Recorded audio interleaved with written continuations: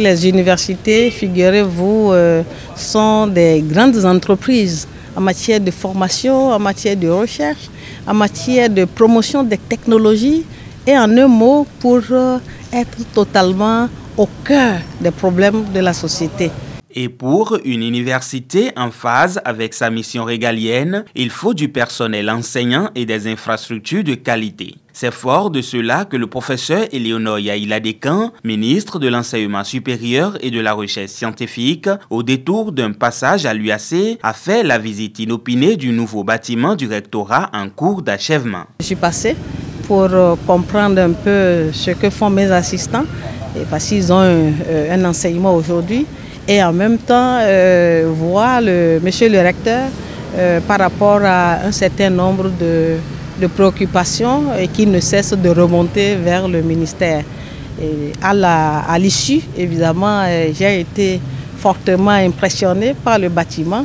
Et j'ai dit, et si on allait voir qu'est-ce que vous êtes en train de faire à ce niveau?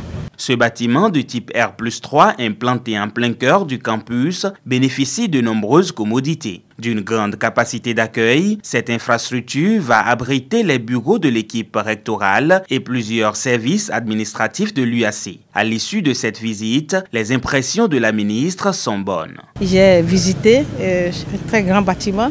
La vision, elle est très noble de pouvoir ériger vraiment ce type d'infrastructure qui donnera à coup sûr une autre vue à l'université. Donc je sors de cette visite-là inopinée avec le sentiment que d'ici là, je verrai un bâtiment totalement achevé avec les équipements qu'il faut et le personnel à l'intérieur pour poursuivre le bon travail qu'ils ont déjà commencé à faire. En attendant la finition et l'équipement de ce bâtiment, le professeur Yaïla Descamps salue le savoir-faire de l'équipe rectorale dirigée par le professeur Félicien Avlessi et lui témoigne du soutien du gouvernement.